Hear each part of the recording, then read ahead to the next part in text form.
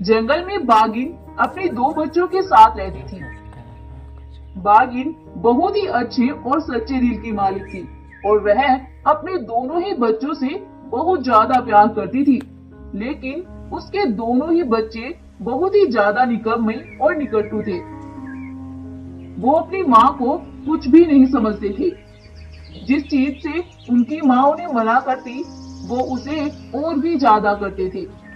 लेकिन बाघिन सोचती थी कि वो अभी छोटे हैं और टाइम आने पर उन्हें अक्ल आ ही जाएगी।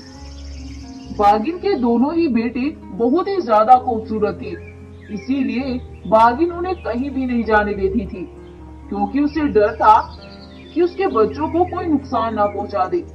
इसीलिए जब भी वो जंगल में जाती थी तो उन्हें सख्ती से मना करके जाती थी कि वो दोनों घर से बाहर ना जाए और अपनी गुफा के अंदर ही रहे। लेकिन वो दोनों कहाँ मानने वाले थे। वो बाघिन के जाते ही जंगल में निकल जाते हैं। बाघिन जब खाना लेकर गुफा में आती है तो अपने बच्चों को गुफा में ना पाकर बहुत परेशान हो जाती है। तभी वो दोनों जंगल की ओर से चलते हुए गुफा में आते हैं। तब शेरनी उन दोनों से बोलती है, जब मैंने तुम दोनों को जंगल में जाने से मना किया हुआ है तो तुम क्यों गए? बेटा, मुझे तुम्हारी फिक्र रहती है, क्योंकि जंगल में इतने खूंखार जानवर हैं जो कि तुम्हें बहुत ही आसानी से नुकसान पहुंचा सकते हैं। लेकिन उन दोनों को तो शेरनी की कोई भी बात समझ नहीं आती थी। उल्टा वो गुस्सा हो जाते हैं और वहाँ से वापस जंगल में भाग जाते हैं। जंगल में जाकर बाघिन का एक बेटा बोलता है, अरे भाई, ये हमारी माँ कुछ ज्यादा ही बकबक करती है। मेरा तो दिमाग माँ की शक्ल देखते ही खराब हो जाता है। हाँ हाँ भाई, तुम सही कहते हो, मेरा भी यही हाल है।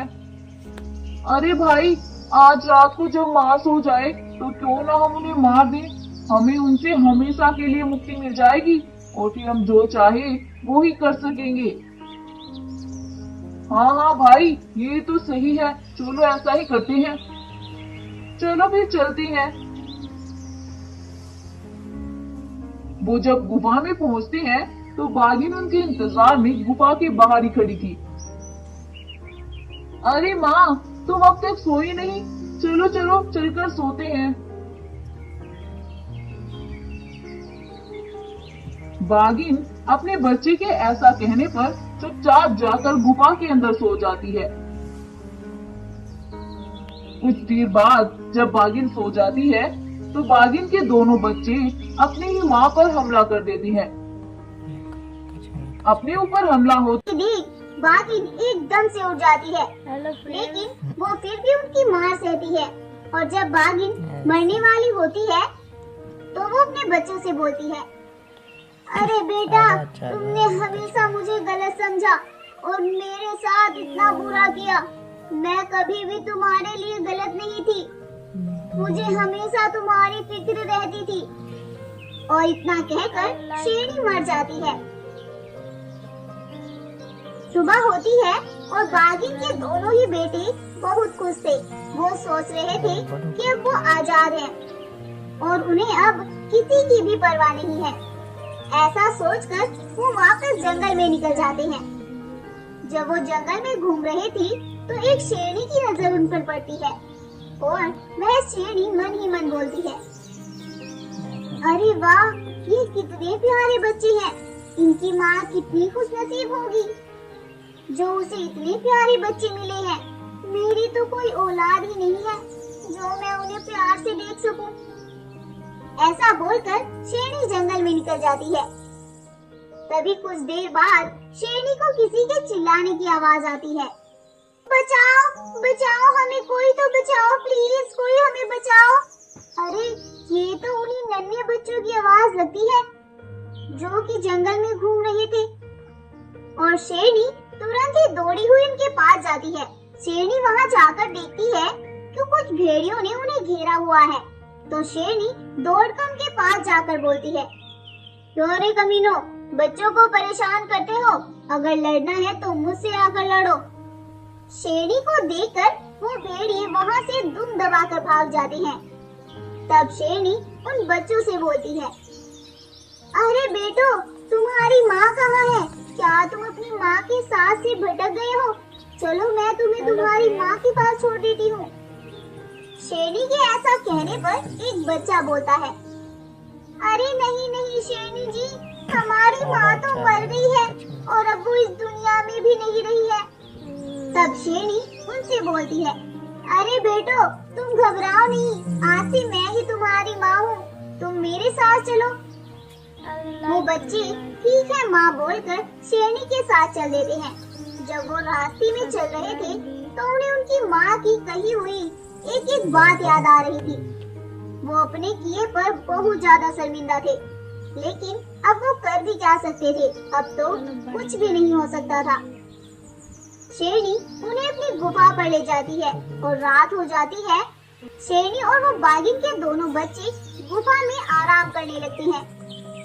सुबह जब वो दोनों उठते हैं तो उनका शरीर बिल्कुल बदल चुका था। उनके शरीर पर हर जगह से खून ही खून बह जा रहा था।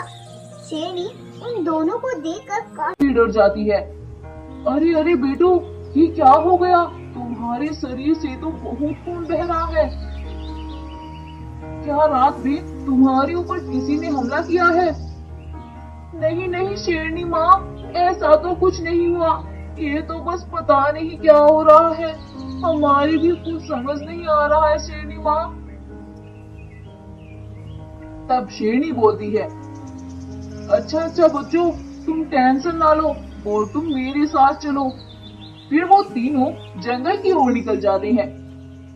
शेरनी उन्हें 3 अद्भुत शेर वाले रास्तों के सामने लाकर खड़ा कर देती है और वह बोलती है, शेर बाबा, ये मेरे बच्चे हैं, इनको ना जाने क्या हो गया है, आप मुझे कुछ हल बताइए।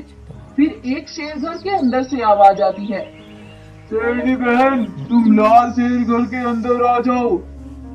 फिर शेरनी और वो बागिन के दोनों बच्चे लाल शेर घर के अंदर चले जाते हैं और वहाँ उनको एक बूढ़ा शेर मिलता है। शेरनी उस बूढ़े शेर को सब कुछ बताती है। फिर बूढ़ा शेर बागिन के बच्चों से पूछता है, क्या तुमने कभी किसी के साथ भी कुछ गलत किया है? और याद रखना, यहाँ तुम झूठ नहीं बोल सकते हो। अगर तुमने झूठ बोला तो कुछ शक्तियाँ तुम्हें जकड़ लेगी, जिनसे तुम कभी भी आजाद नहीं हो पाओगे। ऐसा सुनकर बागिन के बच्चे बहुत ज्यादा डर जाते हैं और शेर महाराज को सब कुछ सच सच बता देते हैं।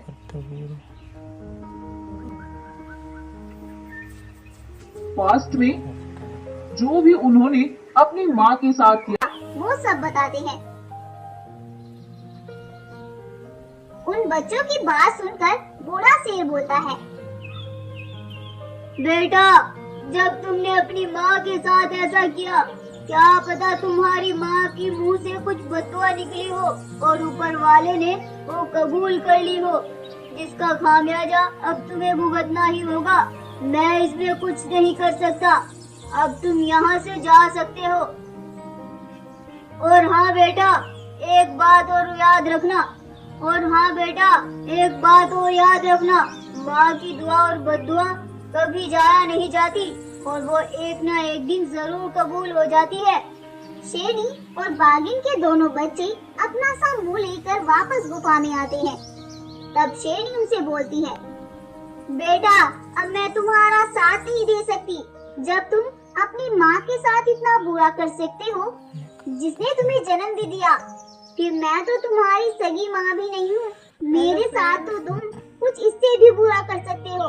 तुम अपने रहने का कहीं और इंतजाम कर लो, अब मैं तुम्हारी कोई मदद नहीं कर सकती। अब वो दोनों बच्चे अपना सा मुंह लेकर वहाँ से चल देते हैं और कुछ दिन तो वो जंगल में इधर उधर भटकते हैं और फिर कुछ दिन के बाद वो दोनों बेचारे मर जाते हैं और ये कहानी यहीं पर खत्म हो जाती है। तो दोस्तों, क्या सीखा आपने इस कहानी से? हमें कभी भी अपने माँ बाबा के साथ कुछ भी गलत नहीं करना चाहिए और उनकी हमेशा ही इज्जत करनी चाहिए, क्योंकि माँ की दुआ और बददुआ कभी भी जाया नहीं जाती।